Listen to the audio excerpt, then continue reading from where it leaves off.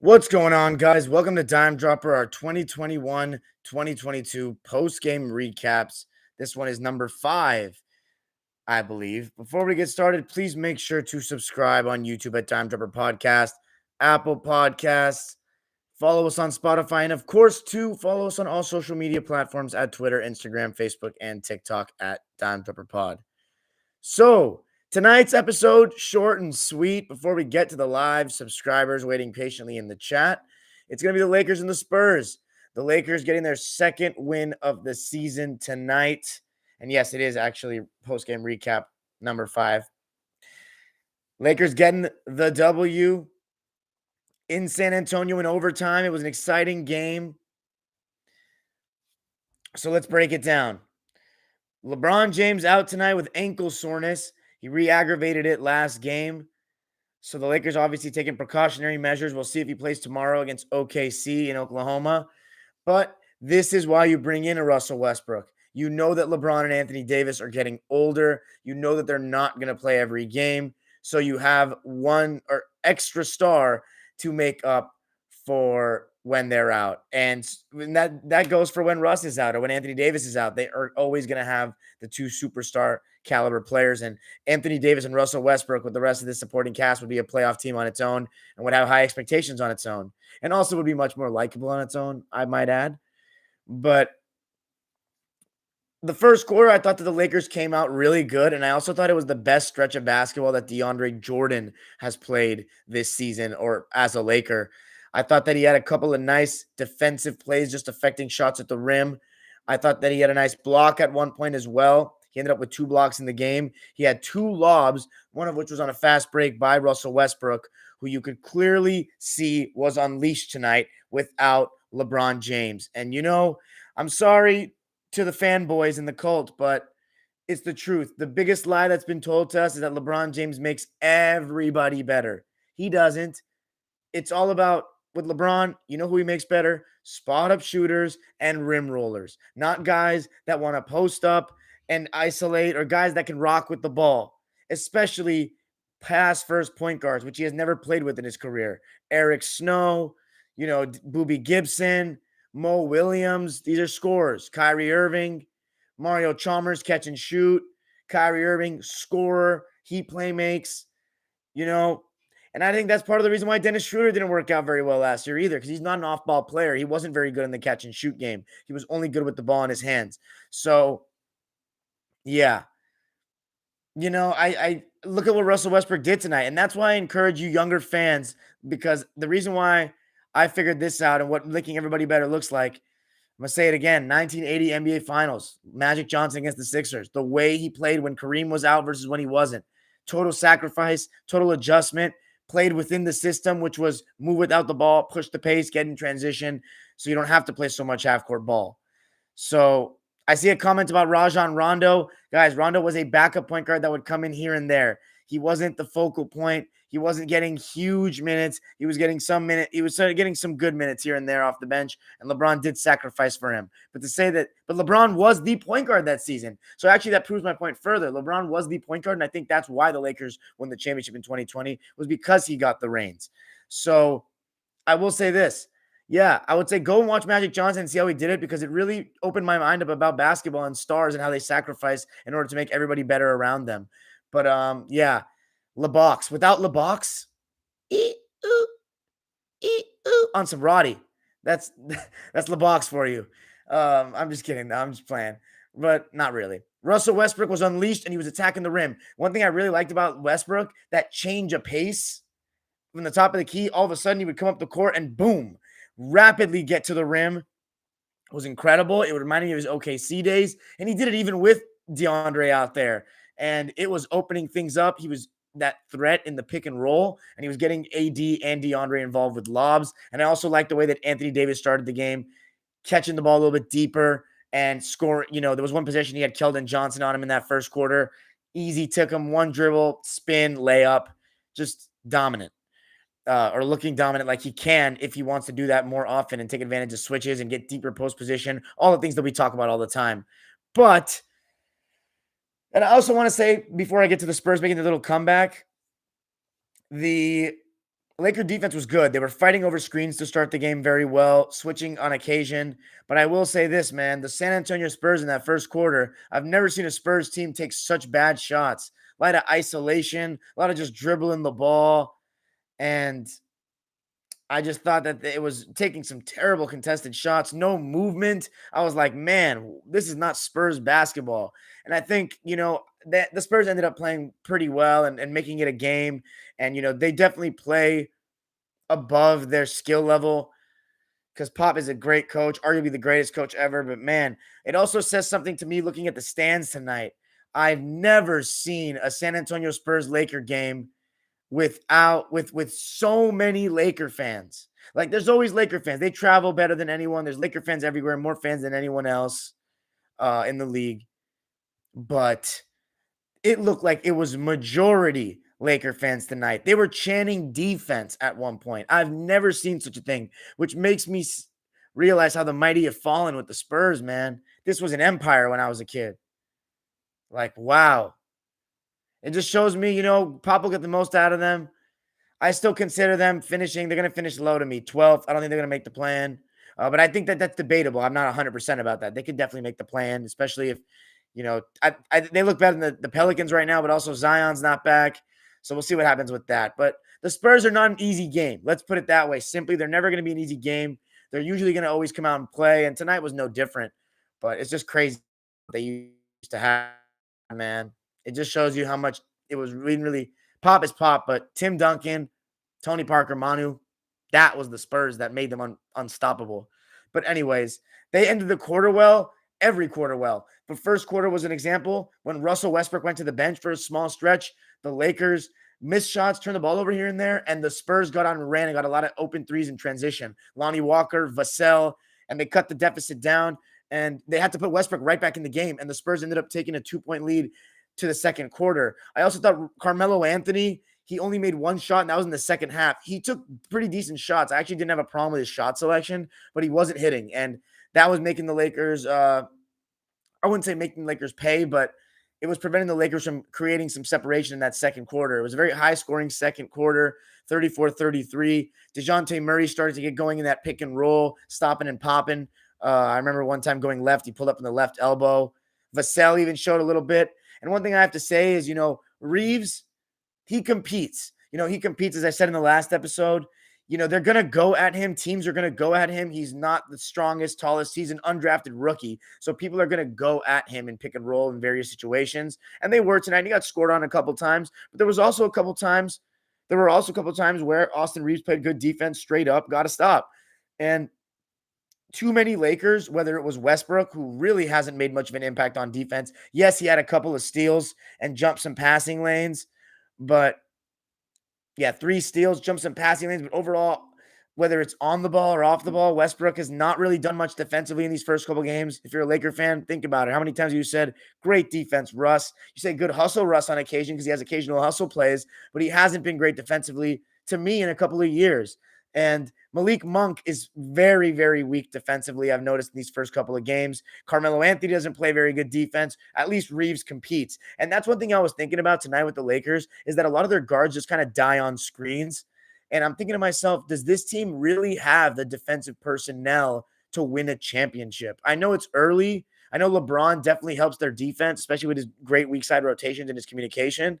But let me know in the comments. Do you guys think the Lakers need to make a trade in terms of the defensive personnel? Do you think THT will be the answer to that? Because right now I have real concerns about their defensive personnel against elite opposition. Yeah, it looks good against the Spurs and Grizzlies where they win by the skin of their teeth here and there.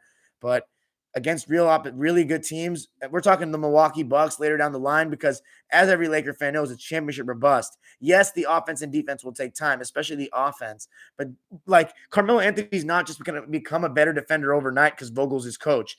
Same thing goes for DeAndre. Same thing goes for Malik Monk. So that's the question here. Rondo. I wanted to talk about Rondo as well. I thought he had a good stint in that second quarter, hitting some floaters from the foul line. And, his defense was a little better tonight, but he's still not a great defender. And when he and Rondo are out there, especially with him, Rondo, and Malik Monk out there, the Lakers are going to get picked apart a lot. Like Rondo tonight, I know he had a decent game. He did have the lowest plus minus, though, of any Laker with minus 15. Now, I don't think that means he had a terrible game, but I will say where I think it went wrong. Lakers go into the break down by 1. They actually had a lead in that second quarter because Westbrook continued to play so well, and Anthony Davis was playing pretty well. It was the end of that second quarter where, I have actually a story for you guys. Jakob Poeltl, I saw him play at the Galen Center, the last USC game I went to, 2016. Kyle Kuzma was playing. Jakob Poeltl was playing. Julian Jacobs, Jordan McLaughlin, Benny Boatwright for USC.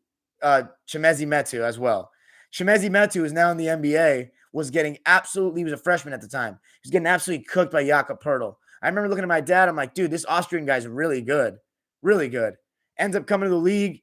He's a decent pro. I actually saw him at the rooftop bar in Venice, Irwin Hotel, this offseason. And I said, what's good to him? I said, yo, I remember seeing you torch. I told him the story. You saw you torch Chimezi Metu. Well, tonight, Anthony Davis gave him a taste of his own medicine, like I saw that afternoon in 2016, because there were 3 consecutive possessions where it was like they were playing one-on-one basically. First possession, and this is what I'm talking about with AD.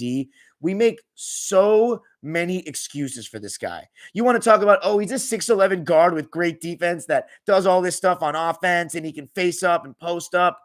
What difference does it make if he doesn't actually do it all the time? When he can get the ball and like he spun over his right shoulder and just dunked within one dribble like he did against Poeltl late in that second half, why can't he do that all the time? Why can't he be that aggressive on switches? It's ridiculous how many excuses we make. That's why I say the modern fan, their standard of basketball has been lowered seeing all this nonsense. Because Shaq, Barkley, Tim Duncan, when you put guys that are not actually their matchups on them, quick. Like, that's barbecue, double team. And that's one thing I liked as the game went on. Third quarter, AD was bullshitting to start, I might add. Second quarter, the Spurs closed it out well again. And it was that transition defense again. And that's what made it a close game going into halftime. Third quarter, AD was BSing. The Spurs, it was pretty neck to neck for a bit. And then the wheels fell off the train because the Laker defense was just falling apart on a couple rotations. They couldn't stay in front of the ball. For example, on screens, they just die. And there were 2 times, one Rondo, one Westbrook in the second half. They saw that a screen was coming, right? And they were anticipating that screen so much that they were basically inviting for the ball handler to go into the big man, which in my opinion is either bad game planning by Vogel or a lazy way of playing defense. I think it's lazy way of playing defense personally by the players, Rondo and Westbrook in these moments. They let them go to Dwight, which means that, okay, if you're letting the ball handler go straight into your big man and you're, lagging behind chasing him, or you want to switch to the big man, you need to have, or if you're gonna, let's just say you're going to send 2 at the ball handler, you're going to chase down the big man. You want to trap the ball handler. Well, you need a rotation to take Dwight's man. Dwight's man is Jakob Poeltl. He's a 7-foot guy. So how many guys are going to be able to rotate and actually make a difference when he's running to the rim and catches the ball 6 feet away from the basket or closer? You need to have a rotation quick to prevent that ball from even getting there, or a big enough guy that can either take a charge or put a real body on him. When Malik Monk is that weak side rotation, that is not smart defense by who is guarding the point of attack, letting him go into the ball, into the big man and forcing that rotation. Westbrook did it one time and Rondo did it another time. And that's lazy defense by the Lakers, and that's going to get cooked all season long if that continues. But that's where usually LeBron would be out there, and he's one of the best weak side rotators we have in the league. Other than that, though, guys, the Rondo Westbrook minutes, small experiment tonight, and we knew how it went, and it went terribly. End of the third quarter, Spurs just cooked. It wasn't going well. Out in transition, Lonnie Walker, DeJounte, you name it. They were getting whatever they wanted, and it looked like the Lakers were going to go down. The defense, they couldn't guard the ball. 35-24 in favor of the Spurs in that third quarter. Fourth quarter, I was really, as a neutral, looking to see Anthony Davis try to take over the game. They took Rondo out to start the fourth quarter, put Russell Westbrook out there with Dwight Howard, Malik Monk, Austin Reeves, and I believe Carmelo to space the floor, and Russ was in attack mode. And I love attack mode Russ. Didn't have to worry about anything tonight. Didn't have to worry about sacrificing or anything. Straight line drive to that right side, gliding to the basket as we've seen him done we've seen him do so many times in his career, just gliding right and elevating, hard drive right. And even sometimes going left, he didn't always finish going left, attacking the center. But when he would go into the body of Pirtle, that opened up second chance opportunities for Dwight and especially Anthony Davis when he came back in the game. And I thought that, Reeves hit some open shots. Malik Monk hit some open shots. Anthony Davis, though, I liked how aggressive he was in the fourth quarter, and he was operating even with Dwight at the 5. So that's what I'm saying. Even with Dwight at the 5, it's because he was hitting some mid-ranges, 11-footer. He followed up on the offensive glass because Russ was putting guys in pick and roll with him. It was AD and Russ high pick and roll with Dwight in the dunker spot. And that's hard to guard when Westbrook is finishing at the rim, because Westbrook was a threat that forces the big to have to fully commit, and that leaves AD available for offensive rebounding opportunities. And that's what was happening tonight in that fourth quarter. AD had 8 points, I remember, minimum in the fourth quarter. At one point, he had 8. He may have finished with 10 in that quarter. But I do remember this. After he had 8 and the Lakers kind of came back, Russell Westbrook made a 3 to put the Lakers up 107-104. Then he went to the bench. But in those bench minutes where Westbrook was out and the Spurs were kind of inching closer, they needed AD to be more aggressive, taking fadeaways and deep threes. This is what I'm talking about. Like, you got to stamp your authority on this game.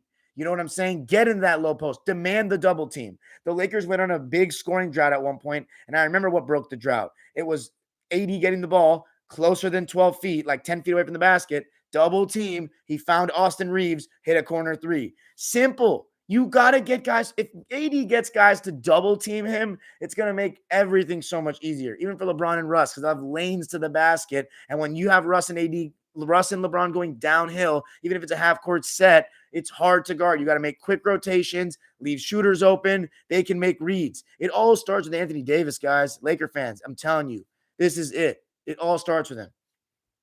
But anyway, Russ comes back into the game. It's neck to neck. Malik Monk hits a go-ahead 3. And that was a deep ball. And a lot of confidence to take that shot, too. We had the AD injury scare late in the game. It looked really bad on first look. It looked like nobody made contact with him, and he hurt as he went up. But it turns out DeJounte Murray kind of need him and knocked him as he was about to go up for the jump on the offensive board. The Spurs ended up scoring on that offensive rebound to tie the game at 114. If my memory serves me correctly, I think Russell Westbrook went to the basket and missed. And then DeJounte Murray had a chance to win the game and did not.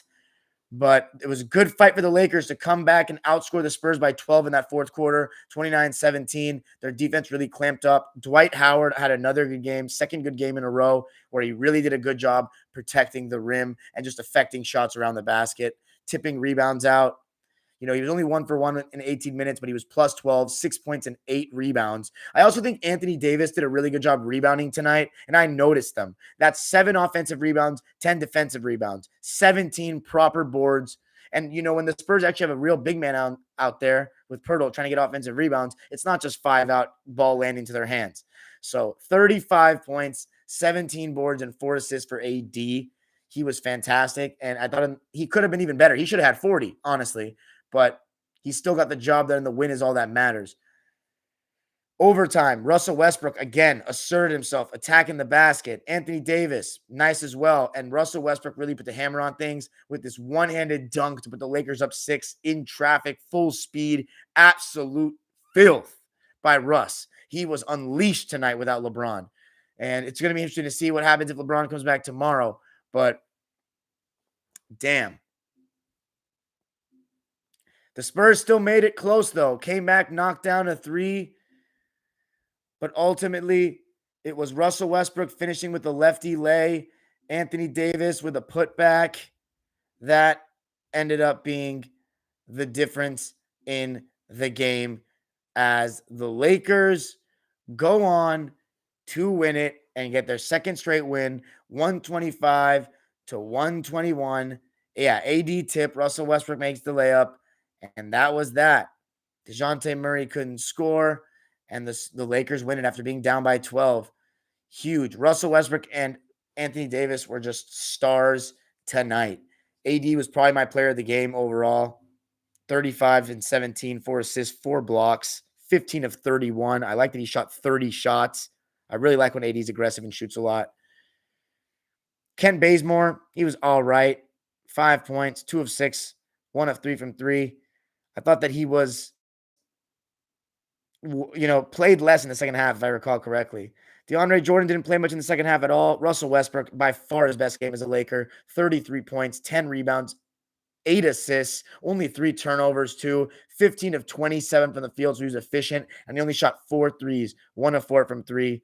Didn't need to take some of those, but one of them was big to put the Lakers up 107, 104. Plus minus by far, very misleading though, because it's by looking at the plus minus, you'd think he played the best on the Lakers by far. Plus 31, obviously the highest in the game. 17 points, 6 of 15 from the field, 4 of 10 from 3. He did his job. I mean, shooting 40% from 3, hitting that huge go-ahead 3 in the fourth was big. Doug McDermott, not Dougie McBuckets tonight, Dougie McBricks tonight. 4 points, 2 of 8, only played 17 minutes. Keldon Johnson was no good. First quarter, he was really bad. 11 points, 6 boards, 2 of 10, 0 of 3 from 3. Jakob Poeltl, though, 27 and 14. Jesus Christ. It didn't feel like he played that well. Oh, my God. Yeah. Damn. 13 of 17. 27 and 14. Wow. It's the quietest 27 and 14. I mean, I should say it, though. Modern NBA. It's what happens. Sometimes these stats, they sneak up on you. Derek White, not good as well from shooting the ball. 3 of 10, 1 of 6 from 3, 7 points. DeJounte Murray, though, had a triple-double. Didn't even know about this. 21 points, 12 rebounds, 15 assists. What the hell? Like, these stats are just coming out of nowhere. I didn't even think he played that well. 9 of 24. I noticed that. 9 of 24. He really shot 24 times? Jesus. Like, news to me, guys. This is news to me. But Lonnie Walker, though, 21 points and 6 assists off the bench, 7 of 10, 5 of 7 from 3. And then Vassell, 19 points, 7 of 16, 5 of 9 from 3. They made really big differences. Austin Reeves, 10 points on 3 of 5, 2 of 4 from 3, and 2 of 2 from the line. And yeah, Rondo, 8 points, 2 rebounds, 3 assists, 4 of 9 in 20 minutes. Carmelo only ended up 1 of 7. So, but all that matters is the dub. Lakers win it 125 to 121. I see the New York Knicks were the only other game that played tonight, and they beat the 76ers 112-99. Joel Embiid, 2 of 7. My God, 14 points. Wow. An all-around balance ever for the Knicks tonight, it seems. Kemba Walker, 19. Evan Fournier, 18. Nobody even getting 20 points tonight. But I heard Mitchell Robinson had a really good defensive night. Clippers, huge win last night in terms of just getting on the board. Really big. Check out my vlog, by the way, guys. It's up. It's short. Check it out. It was good stuff. Paul George was all right, but it was really the Luke Kennard show, and our defense was really good. We shut down Dame every time we play him in the Paul George Kawhi era. He gets nothing on us. And especially after those comments he made on Instagram, too, after when the bubble, he has not gotten anything. We do a great job bothering him with our length. We blitz him when he has the ball. He refuses to move off the ball. We attack him on defense. And yeah, there's no way Dame's better than Luka, guys. I'm sorry. If you think that, you're just wrong now.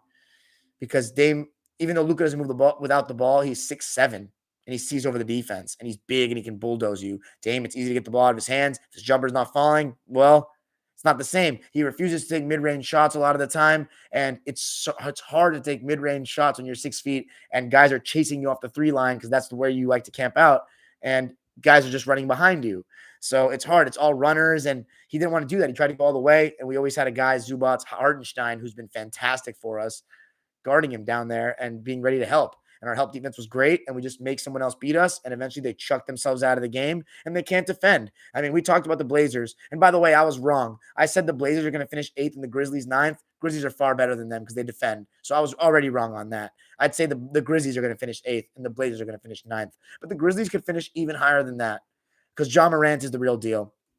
Anyway, Bulls fans, I'm sorry I've not watched the last 2 games. I will watch one of them tonight, though. I can promise you that. But that's it for me tonight, guys. Chelsea moving on in the Carabao Cup, going to the quarterfinals. The quest for the quadruple is still on. Shout out to Reece James again, making the big penalty. Manchester United talking about Antonio Conte, my favorite manager, my inspiration to coaching, potentially taking over. This really worries me. This scares the living daylights out of me. This makes me want the Manchester United or Man U to win this weekend and to stay in the title race. So Ole Gunnar Solskjaer stays manager. So they never get Antonio Conte. So that's it for me. tonight, guys. Thanks for joining me. Let me know what you thought of the recap. Make sure to subscribe on all platforms and make sure to comment and check out the vlog. Now we're going to go to the live chat. 40 people. I think a record for this season so far. Still waiting for those 80 to 100 nights, guys. Peace. What's up? What's up? What's up? Michael George says Spurs are a playing team, in my opinion. Okay, solid take. Yeah, I'd assume you have them over the Wolves. I have the Wolves. Ja'Cory Marshall says, tired of Melo every time you touch, he shoots it. It's facts. Aniket Mohan, nice to see you in the chat, man. Always supportive on Twitter. Monk was really good today, he says. Reeves has a role in this team. Mr. Cheese Dip says DeJounte and Pirlo were doing bits. They're doing pretty well. I think they were good, not amazing. Aniket Mohan says Rondo had a good first half. I agree, he was pretty good. Yeah, right. I'm sorry. I didn't mention the free throws. Damn it. I was looking at the game from such a Laker-centric perspective that I was only talking about it from a Laker fan's point. But yeah, the Spurs missed a lot of free throws. They could have won that game. I should have mentioned that in the live. I mean in the recap. Good stuff. Showtime Nick says the Spurs shooting all those bricks at the free throw line really bailed the Lakers out. It did feel like in the fourth quarter the Lakers couldn't buy a rebound. Yeah, I should have said that too. But I guess the Lakers won, so I didn't want to talk about it too much. Aniket Mohan says Spurs always get up for the Lakers. I think most teams just get up for the Lakers with LeBron, you know? Any team, that's what happens when you're a superstar. You always get the team's best shot. Kobe was the same.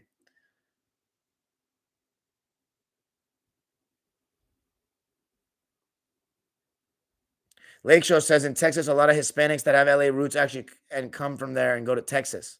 Feel you. It's actually a good population of Laker fans there. It's been that way for a bit, actually, to a degree. Michael George says AD is the catalyst to this defense. We need him and Howard to hold it down low. Too many layups by the opposition these past 4 games. Well, you know what I think that comes from, Michael George? I think that actually comes from them having to overcompensate for your guards dying on screens. I think a lot of times, sometimes DJ takes bad position, but Dwight's a little bit better. He still can take some bad positions sometimes too. But the guards are dying on screens. If you want them to come up, then you need the weak side rotations or the corner guys to go all the way down and take the big man roll into the basket. And that's a hard thing to do. So I think it's really more the perimeter defense that's been weak.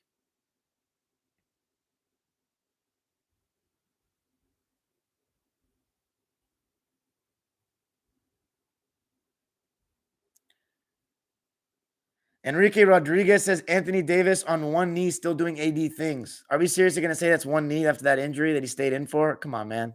We don't even know if it was really going to – is he going to miss games because of it? Right? It says AD doesn't have a high motor. I don't even know if it's the motor. I think it's his will to fucking dominate.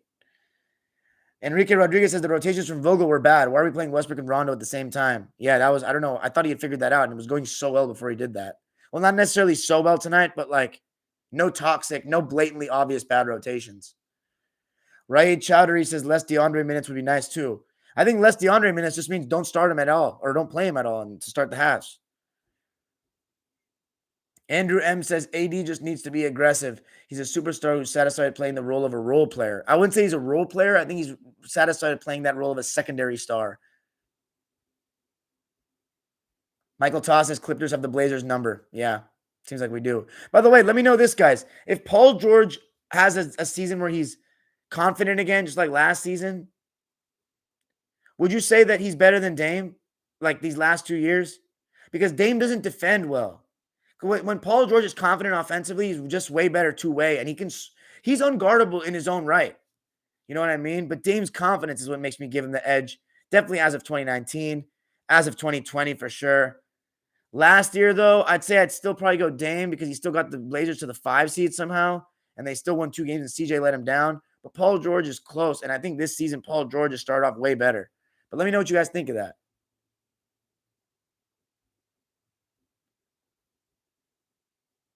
Enrique Rodriguez says Dwight and AD fighting that game must have woke the Lakers team up. I mean, maybe they are 2-0 since that happened.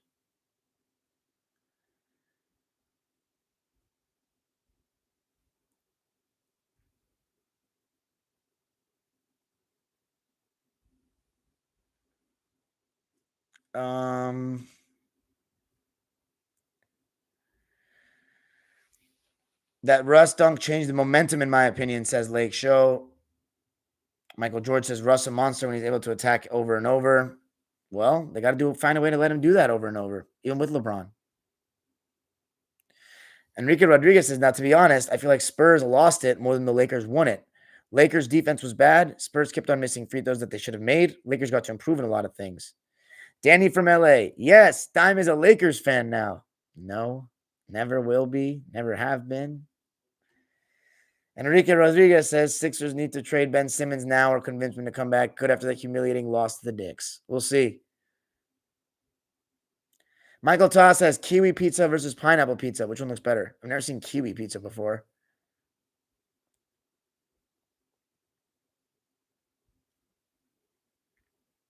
Andrew M says watch Bulls Raptors. I will do that. That's the one I was going to plan on watching. Lakeshore says, yo, who you shaved for, though? You know, I actually shaved because my graduation at UMass is coming up next week. I told you. I'm making a vlog for it since you guys said you wanted it. And because there's not going to be videos coming for a little bit. I'll try to get my Time Machine episode 4 out, though, so you guys can at least have some basketball content that I've made for that week. I really want to get that out. I should probably start working on that. Or the podcast with Steve. Probably the podcast with Steve because I've lagged on him on that. The Time Machine I can do at my own discretion and my own timeline. No pun intended with the timeline. But that's good stuff. Pistol Pete, first game. Oscar's first game as a Buck. You guys saw Kareem's first game. If you haven't watched that video, please watch it. First game of his career. Let's see the first game of his second year, see if he's improved on things. So, yeah, I'm shaving because in a week or so time that I'll be there for graduation, it's going to be like the perfect, like nice shadow that I like for myself where I look my best. So that's why I gave myself some time for it to grow back a bit because I don't like that full beard the most. I don't really like it. See you, Daniel. Thanks for joining. Michael Todd says he shaved so he could eat the groceries comfortably. You're a funny guy, man. Andrew M says, I think Zidane would be better for Man U than Conte anyways. I really hope so. I really hope they take him so I don't have any emotional attachment to their manager, even though I love Zidane and I have a signed jersey by him, and I geeked when I got it. Well, look who it is. Top Rivers, man. Dude, we just busy getting some top right now, bro, this summer. You need to check into any of my videos on old school ball. Trying to shit talk the 70s, but you're not trying to see the talent, man. Typical Top Rivers, man. I'm getting top at your ass, man. Spurs missed 5 free throws in a row down the stretch, says Michael Ta. Yeah, Jakob Pertl, he choked at the line a little bit. Michael Ta says Popovich was still smiles after the game, surprisingly. Yeah, because he's probably been there, done that at this point. I mean, he's won his chips. He probably hates losing, but Michael George says, yo, how are Clipper tickets so cheap? I wish Laker tickets were that cheap, bro. Yeah, I guess that's just the life of being the second team in LA, man. I know, I feel you.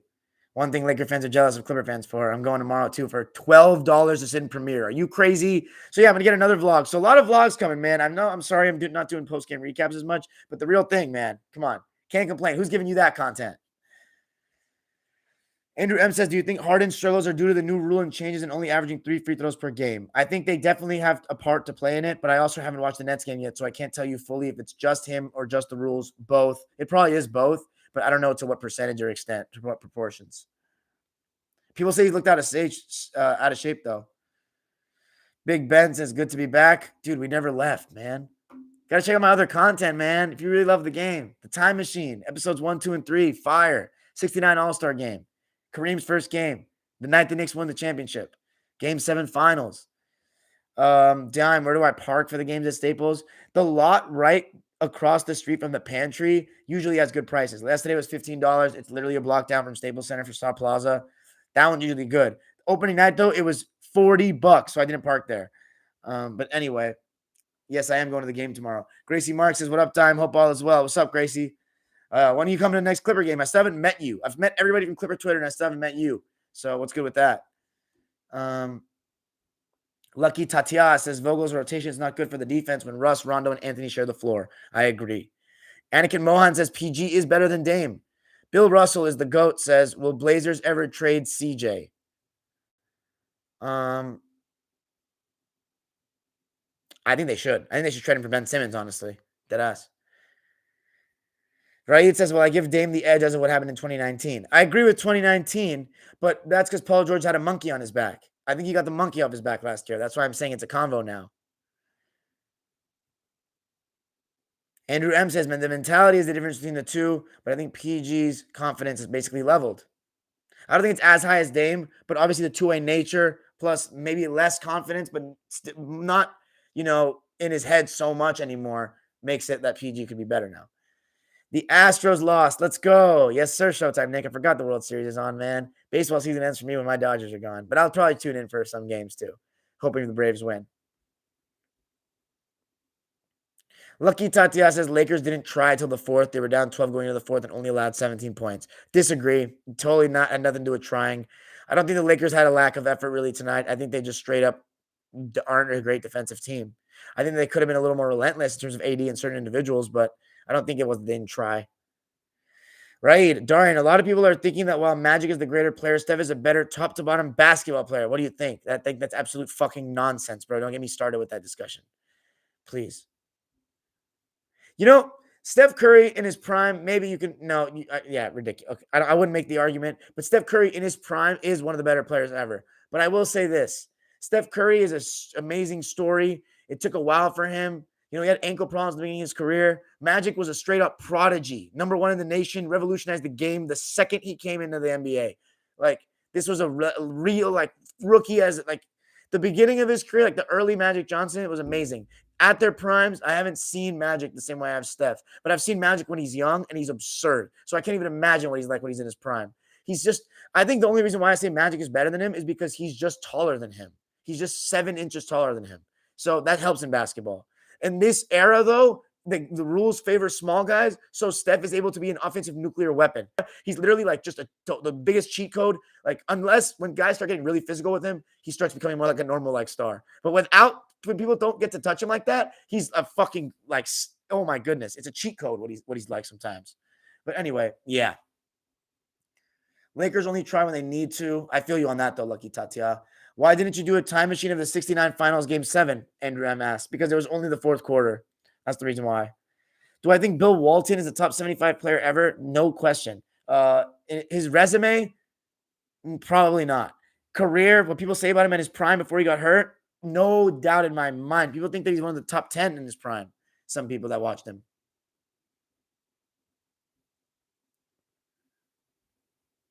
Gracie Mark says park at the one next to El Cholo, $20 a night. Super close. Thanks, Big Ben. What's up, Big Lou? Gracie Mark says, haha, I was there on Saturday. Hard for me to go at school because I'm in OC. You're in Chapman? Going to Timberwolves game. I'm going to go to the Timberwolves game too because Pat Bev's coming back. And I actually like their team. Are you going to go to Clippers versus Lakers games this year? Hell no, bro. It's a total waste of money for me in the regular season. It's just a bunch of Laker fans. It's way overpriced, and it gets me stressed out and make me want to yell. It gets me in a playoff mindset for no reason. So, no, I'm not going to go. I'm going to gladly sit at home and let people waste their money. Or not waste their money. For me, it's a waste. But Top River says, bro, I don't understand why the Lakers didn't re-sign Caruso. Yes, Lucky Tati, I agree. They try, but they really wake up in the fourth. I feel like the majority of fans have Giannis number 2 power forward ever. What the fuck? Dude, I don't really know if I can even consider Giannis a real power forward. He's a forward to me. Power forwards play more back to the basket to me than him. He brings up the ball too much. He's like a Lamar Odom. He's like a combo forward. I think of a true power forward, I think of 18 feet to closer in. Giannis plays too much point forward for me. He's very face up. And even if we consider him a power forward, I know in no world, I think you can maybe compare their resumes, but he's not better than Kevin Garnett, man. I wouldn't even consider him better than Dirk. But you can make the argument, though, because the two-way prowess. But Kevin Garnett, man, I don't know, though, man. Dirk was so hard to stop. In this era with 5 out, he'd be ridiculous. He'd be even more crazy. That's crazy that Dirk really revolutionized the game. What about Kevin McHale? Yeah, but people are going to say he was never the number 1 person on his team, so I'm not going to even argue that. But McHale, I need to watch him play. But once I start watching him play, I can start making arguments why I think he may be nicer. Because his post game is unstoppable. I don't know. I just consider Giannis a forward. I don't consider him a true power forward. I consider him a forward. Yeah. Oh, yeah. Yeah. Barkley and Malone, too. That's another guy. Andrew M. The majority of fans that we don't have Giannis number 2 power forward. The majority of Gen Z bots do. No chance that old people that watch the 80s and all that think that he's undoubtedly number 2. If I could play with one current player, who would it be? Hmm. That's a really good question. I like to rock with the ball a bit. So I would say there's no big man to me that's like a straight up dog that like yeah, like the most dogged, like aggressive big man is like Jokic to me, but he's like too much of a playmaker for my liking, and I would like to handle the ball more if you're asking me if I was in the league. So like, and Embiid's not as much of a dog. Like fuck.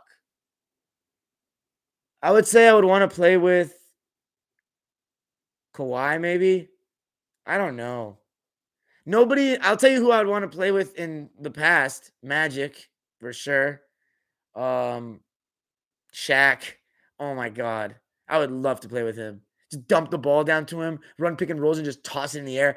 Um, I like playing with high flyers. I can catch passes that I throw high in the air that I'm not worried about throwing it wherever I can throw it. It goes. So like DeAndre Jordan in his prime, but he would be too annoying at the foul line. Kevin Garnett would be pretty fun. But Magic Johnson, like in my eyes, would be the ultimate player to play with because he just is so he makes me want to just go out there and play. Oh, I'm sorry, Bill Russell. Yeah, that's another guy. I would he would be the number one player I would want to play with because he would take care of everything that I don't want to do that much, and he doesn't care about scoring. So I don't know. Michael Toss says Reeves pump fake from 3 and then step into a mid range to a smooth. It was Earl Monroe or Damian Lillard. Probably Dame because of longevity. Oh, fuck. I don't know. Earl the Pro Monroe's really good, dude. Dame's been in the league for how long now? 9 years? 10 years. He was better.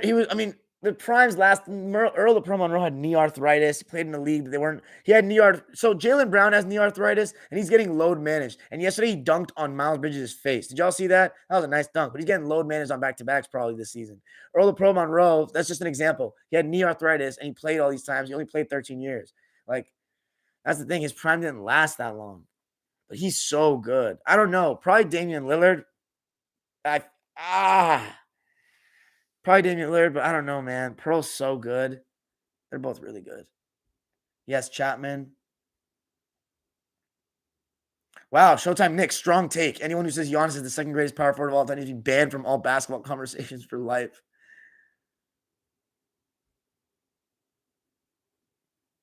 Raptors Nation said Paul George is objectively a better player than AD this season. I think it's too early to say that. I wouldn't have PG over AD yet.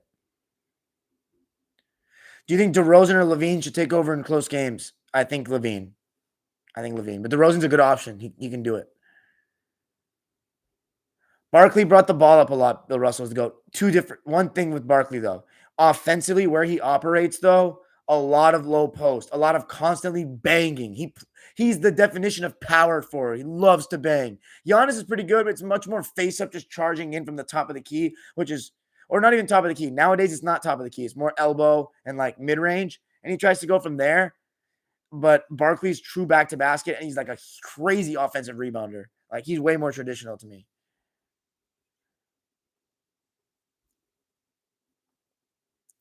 Dime, if I give you $100K to be a Lakers fan, will you do it? No. Sorry, Danny.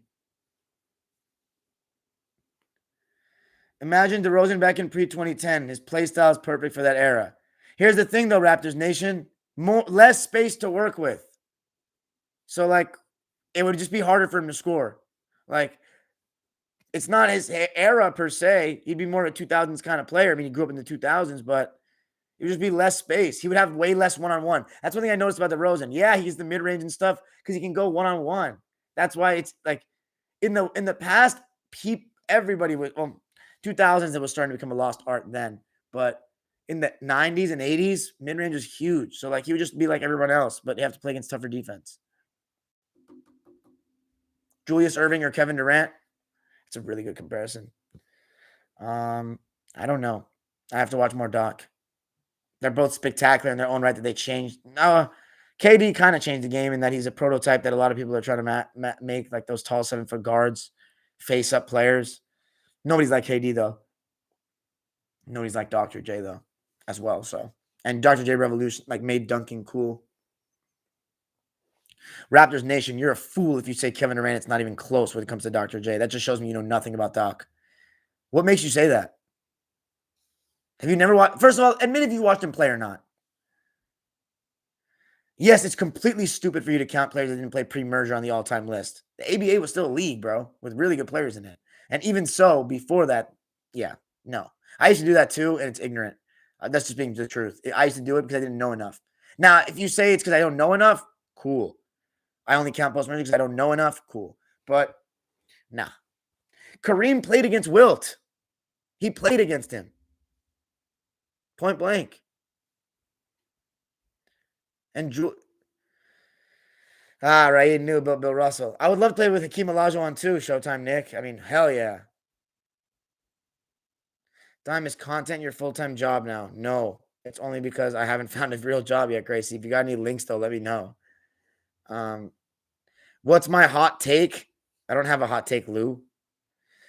Joey Sixpack says, doesn't matter if LeBron doesn't make the finals this year. Does it matter if LeBron doesn't make the finals? Yes, look at this team they have. It matters, not just LeBron, everybody.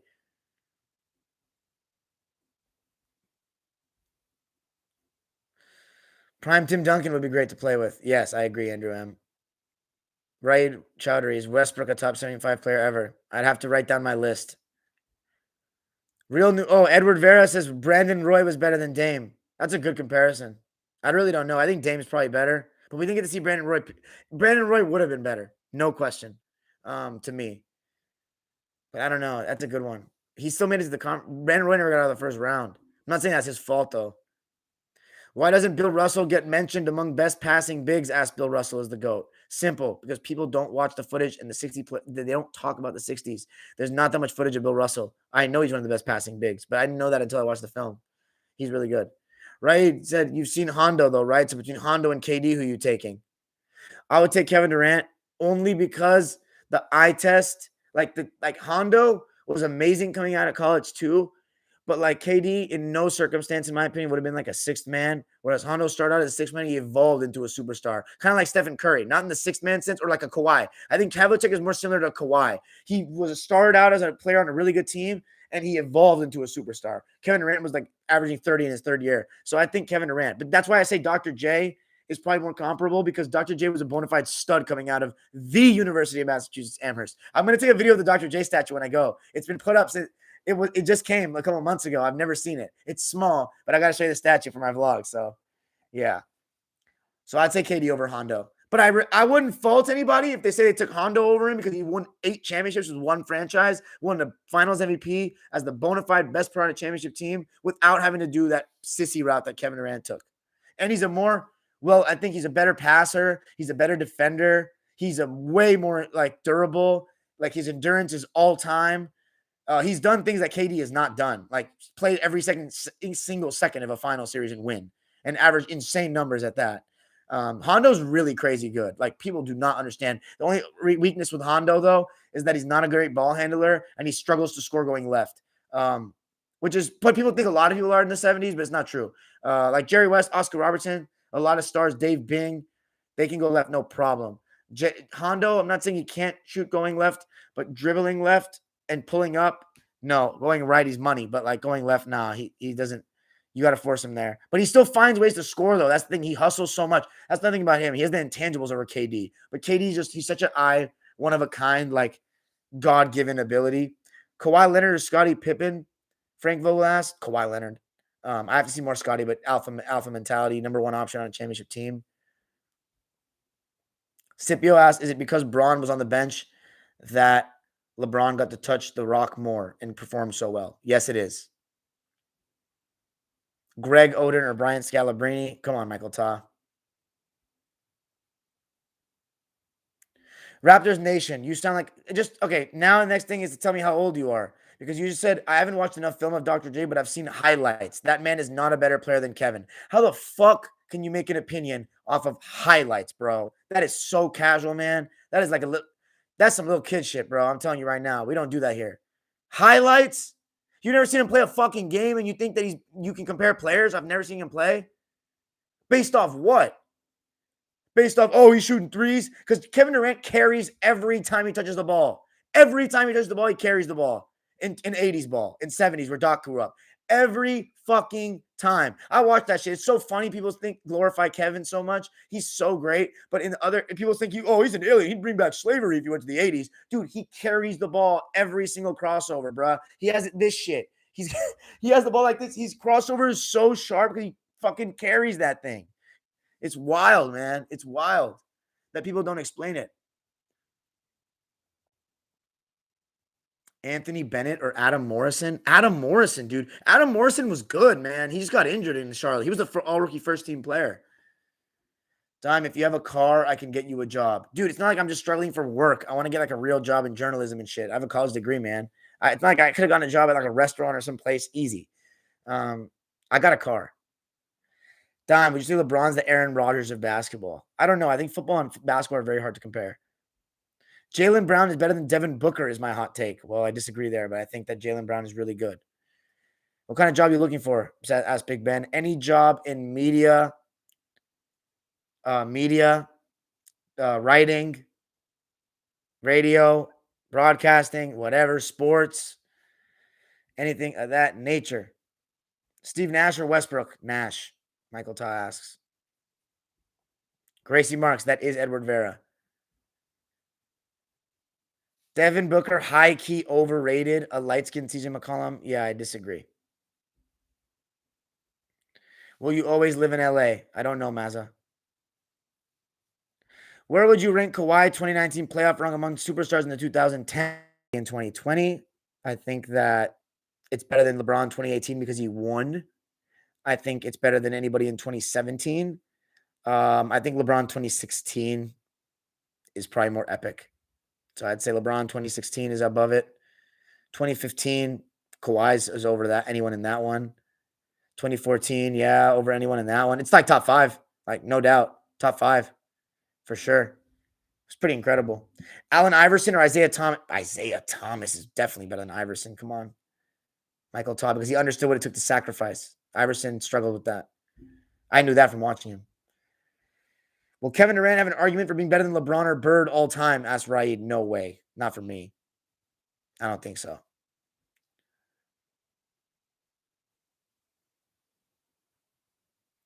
Bill Russell is the GOAT, says Havlicek is crazy underrated. Top Rivers says, when is Kawhi coming back? Top Rivers asks. I don't know. I think he's going to come back in like March, though, Top Rivers. He's going to come back in like March. Would Russell dominate Shaq in his prime? Asked Edward. No, because Russell's not a scorer, so I don't think he would dominate anybody. I don't think Russell didn't dominate anybody offensively like that. He dominates on defense, but he doesn't dominate elite offensive players defensively. He makes their life harder. That's all that matters. Michael George says Kawhi over Pippen with 6 question marks. Yeah, well, I think that's like a hot take, bro. Have you ever? I mean, you're my age, bro. Let's be real. Scottie Pippen was a second man. He was not the best running championship team. Everybody that's talked about it, you saw it in the Last Dance. They said that he was not that number one dude. He took them to the second round. He's a second round player. Like, you know what I'm saying? Like, that's what maybe he could have gone to the conference finals. He was never going to win a championship as that dude. He lacked that. That's why he had Mike. Kawhi did it.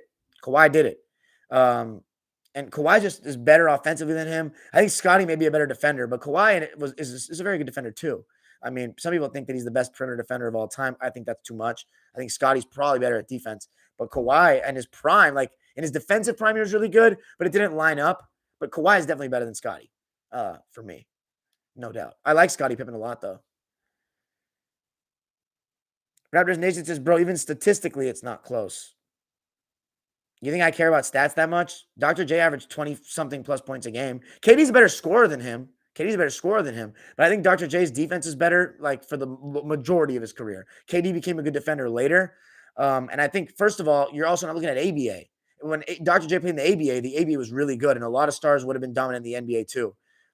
So I wouldn't say, I don't think you have to count him as much as NBA rings if you want, but those are it's not like he was playing chumps, bro. Like, he was playing really good players.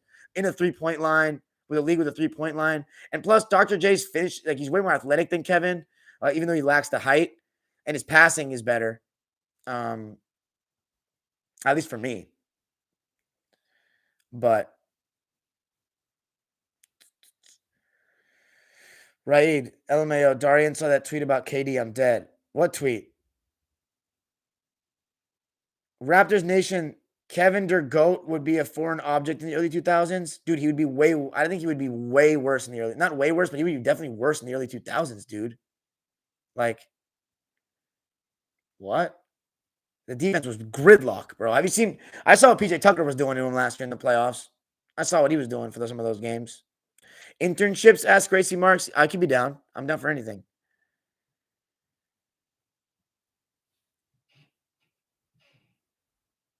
Scipio asked Katie or Bird. Come on. No contest. Please. Raheed Chowdhury says LeBron had such an underrated run in 2017. I think LeBron also 2017 run was arguably better than 2016. Yeah, I mean, he played better. I think he played better. I guess I just got to favor it because he won. Because the finals ultimately. But yes, I do think he was a better player in 2017-18. Lou says crazy how Kawhi would have beaten the Warriors if not for Zaza. I don't know if I believe that, man. Showtime Nick says Iverson over Harden, though. People think I'm crazy for saying that, and I find that hysterical. I feel you on that. It's a good debate. Gracie Mark says, "Time you like Cafe Vita in the Palisades?" Yeah, I guess. I haven't been in a while. Russell Westbrook or Isaiah Thomas? Asked Michael Talk. Please, bro. That's such a ridiculous question. Come on, man. Please. Uh-oh, bots. Whoa. Adolf Hitler Nazi party?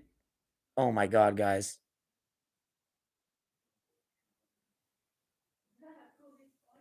Raptors Nation, dude. I'm sorry. I'm down with you, man. You don't know your basketball enough to be talking the way you are. You don't know your basketball enough. Don't bring up the pre-merger ABA. Durant would average 50 points per game at the pace they played at. Dude, the pace is barely faster than now.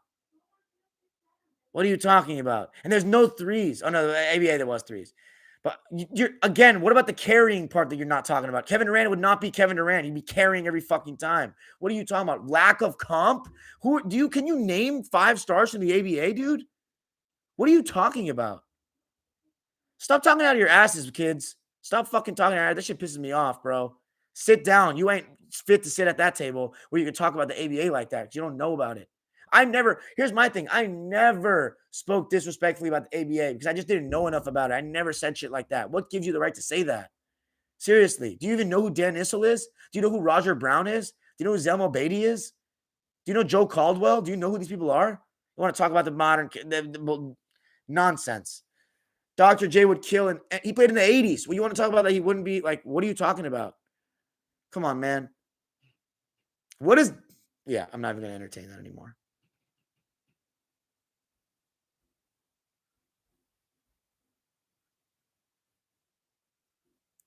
Is that why Dr. J fell off 7 points per game statistically and field goal percentage dropped post merger?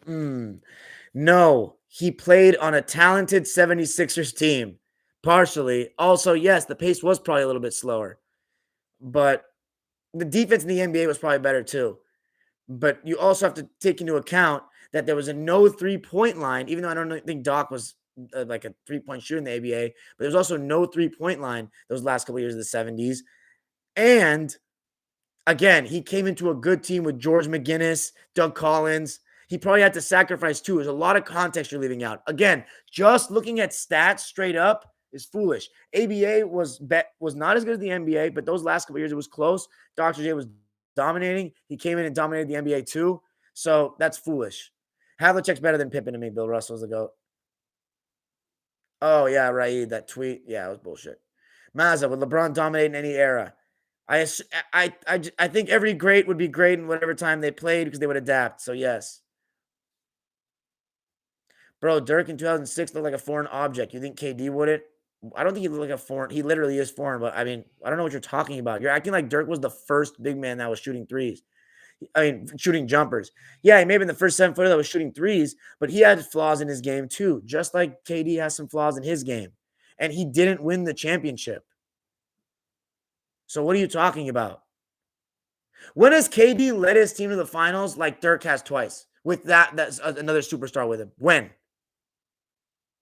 One time in 2012, then he ran away and never could do it again. So You act like Dirk Nowitzki was the best player in the league in 2006, bro. He wasn't even top 3. So what are you talking about? Sean Kemp or Vince Carter, asked Michael Taw. I don't know. I have to watch their film. Michael George says Kobe's a better scorer than KD. Yeah, facts. Favorite MVP moment the past 10 years, has Joey Sixpack. I don't know. Steph Curry from half court against the OKC Thunder. Thank you, Lake Show. Respect time. Enjoyed your timeline reviews of old school games. And of course, the collab was cool. As always, appreciate the content and our convos in general. Keep up the work, bro. Folks need to be educated. My mod is here. Isaiah Thomas Celtics or dime dollar dropper? Isaiah Thomas Celtics. What's up, Brandon Peralta? Darren Williams was my guy. He's underrated in his Utah days. Russell Westbrook or Isaiah Thomas Celtics? Russell Westbrook. Thank you, June 28th, July. Keep on keeping on.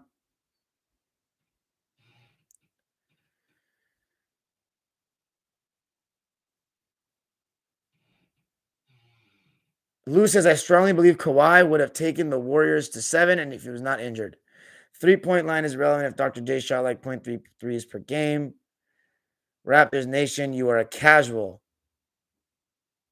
Is Kyrie top 75? I'd have to write down that list, Beluga. Raid says Dirk's one ring is legitimately better and more impressive than both of KD's. I agree with that. Bill Russell is the GOAT. We got a casual here.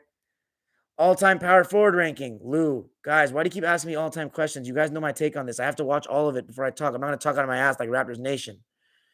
Showtime Nick says, for sure, Kobe's a better scorer than KD. Anyone who says otherwise is a lazy-ass casual and looking at the box score. People also just don't know the game like that, Showtime Nick. Like, they don't know about angles and post-game and spacing and how to combat bad spacing and all that shit. Big Ben says, love that you school these kids and actually talk about what you know and take time to research. You're more knowledgeable than ESPN. Thanks, Big Ben. I know I'm more knowledgeable than ESPN, but I appreciate that. Give KD the volume Kobe has. Literally a 7-foot that can do everything Kobe could do. Okay, Raptors Nation, why does he not have more rings? Why does he not win as much as Kobe? Can you answer that? You're acting like, what's better? Being efficient or fucking winning? What's better? Because all KD, he gets his 50%. Is he going to win? Is he going to win? Or does he have to go jump ship to win? When the spacing, Andre Roberson, they can cheat off of him so KD can't get to the basket. These pussy-ass excuses for him. Kobe Bryant would get in the post, go deep. I've seen KD get pushed to the three-point line by Jeff Green because he does not have the lower body strength Kobe has. Casuals don't understand because all they watch is this modern bullshit. They don't fucking know that Kobe would smoke these fools. Get out of here, man. Kobe would ever, Kobe took a couple more shots to get in rhythm, but in the fourth quarter, who's taking over the game? Kobe. KD wants to let it come to him. Kobe would grab that bitch by the throat and take it. Levels to this shit. Please.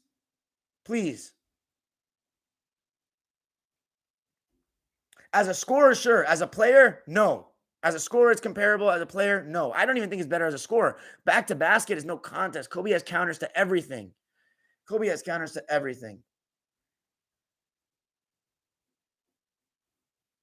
It doesn't matter. Again, Raptors Nation, casual. The reason why I'm saying casual is not because of the fact that you're splitting or this and that. It's because you're just reading stats and going off that. There's no context here. There's none of that. Give KD prime Shaq and they 6-peat. Yeah, sure. Not buying that at all.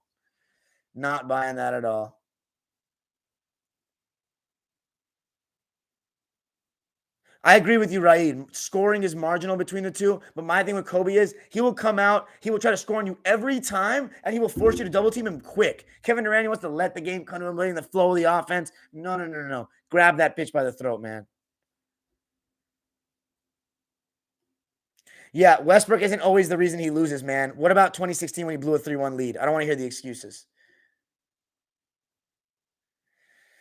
Jonathan Jakob Q says, Dime, would you consider starting a call-in debate show so you can school casuals and Gen Z fans? I have considered it.